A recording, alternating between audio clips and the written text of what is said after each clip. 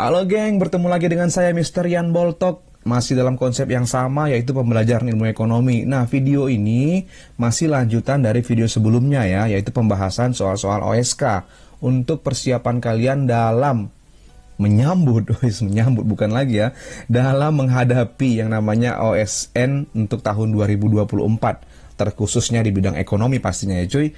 Nah, kita sudah masuk ke dalam bagian yang keempat. Ini soalnya kita ambil di tahun 2020, tapi hanya materi akuntansi. Oke, langsung aja kita gaskan cuy. Nomor 36 ya, OSK Ekonomi tahun 2020. Kita langsung baca pertanyaannya. Pencatatan persamaan dasar akuntansi yang benar ditunjukkan oleh nomor. Nah, dari 6 transaksi ini, kita lihat mana yang benar ketika dimasukkan ke dalam tabel persamaan dasar akuntansi. Berarti kita harus analisis dulu satu persatu, oke? Nah, jadi ini kita anggap aja kita belum pro ya, jadi kita analisis dulu. Tanggal 1 atau nomor 1 membayar gaji karyawan 5 juta. Maka kalau kita analisis, yang nomor 1 itu kasnya berkurang, modalnya berkurang. Kas berkurang, modal berkurang. Oke, benar. Ini kurung kurawal ini menyatakan dia berkurang ya cuy. Maka nomor 1 benar. Teneng, oke. Kemudian yang nomor 2, dibeli dari toko sekawan, peralatan kantor senilai 20 juta. Dibayar tunai 15 juta, kekurangannya dibayar akhir bulan berjalan. Oke, kita analisis nomor 2, berarti peralatan kantor bertambah 20 juta, kemudian kasnya berkurang 15 juta, utangnya bertambah 5 juta. Kasnya berkurang 5 juta, nah di sini dia masukkan kolom perlengkapan, ini yang buat salah. Karena yang dia beli peralatan bukan perlengkapan. Kenapa jadi perlengkapan di sini cuy? Maka ini salah cuy. Salah ya kan? Oke, nomor 3. Diterima pelunasan dari pelanggan atas jasa yang telah dikerjakan bulan lalu. Berarti kita menerima piutang. Maka nomor 3, kas kita bertambah, piutang kita berkurang. Kasnya bertambah, modalnya berkurang. Salah ya, harusnya piutangnya yang berkurang. Ini bukan di modal. Maka nomor 3-nya salah. Tetot. Oke. Nomor 4, dibeli perlengkapan kantor seharga 2.500.000. Berarti perlengkapannya bertambah, kasnya berkurang. Perlengkapan bertambah, nah ini benar, kasnya berkurang. Iya, nomor 4 benar. Cing-cing, ya kan? Nah, nomor 5, dibayar kepada toko sekawan pembelian peralatan kantor yang dibeli awal bulan lalu. Berarti awal bulan lalu toko sekawan ya. Kita punya utang di sini 5 juta.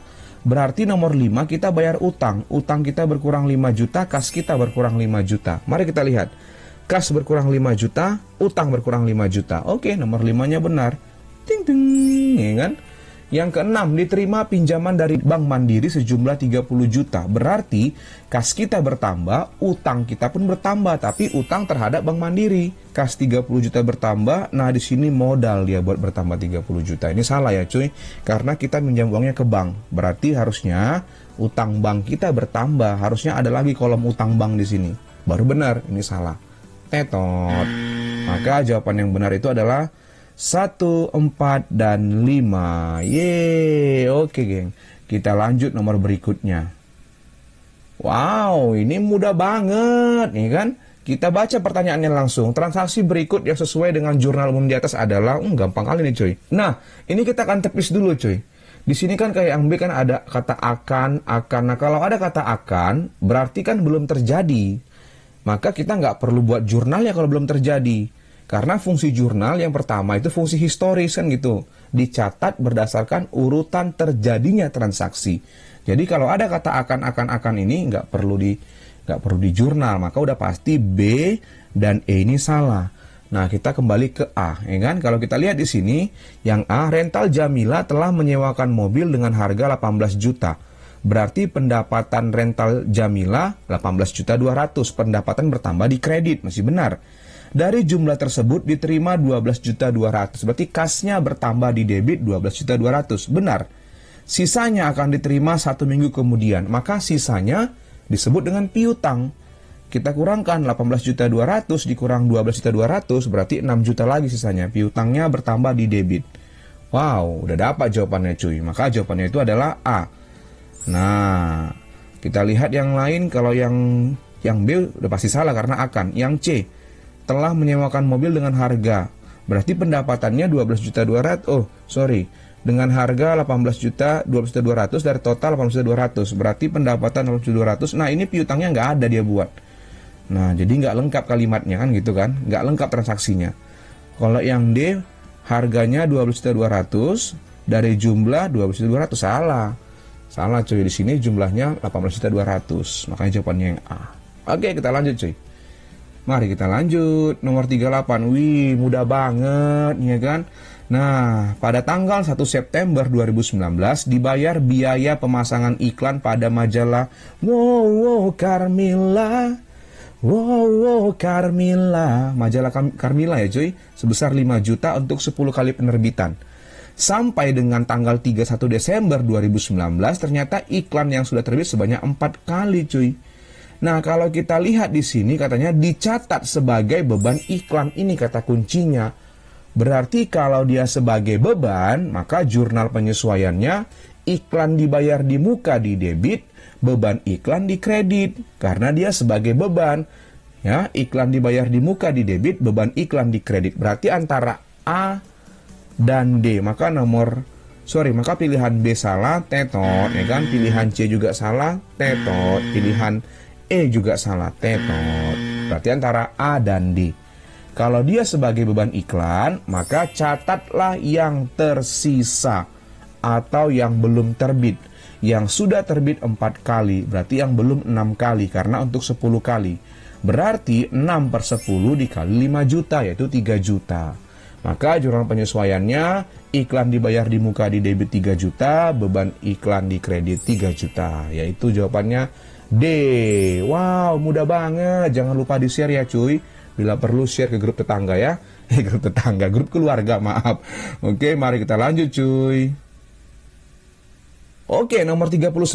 Wow, gampang kali nih cuy. Berdasarkan data tersebut, besarnya modal Mahambara, agak susah ya namanya ya, salonnya. Salon Mahambara pada awal periode adalah, nah lihat nih, ini gampang kali nih kan. Nah, di sini katanya kita mau menghitung modal awal, modal akhir diketahui, pendapatannya diketahui, bebannya diketahui, price-nya juga diketahui. Berarti pakai laporan perubahan modal, di mana modal akhir sama dengan modal awal tambah laba kurang price. Berarti cari dulu labanya kan, rumus laba rugi apa? Laba atau rugi pendapatan kurang beban. Nah, sekarang kita masukkan rumus laporan perubahan modal. Modal akhir sama dengan modal awal tambah laba kurang price. Modal akhirnya ada 65.600 tambah modal awal ditanya, labanya langsung aja. Pendapatan kurang beban 33.200 dikurang 24.700. Price-nya ada 1 juta. Wow, mudah banget nih cuy. Udah dapat lah modal awalnya berapa nih? Nah, 58.100.000. Wow, murah banget, ya kan? Nah, itu dia cuy. Mari kita lanjut. Yang selanjutnya nomor 40. Apalagi ini cuy. Baca pertanyaannya. Dari data di atas, pencatatan jurnal pembalik yang benar adalah, gampang kali, easy nih cuy.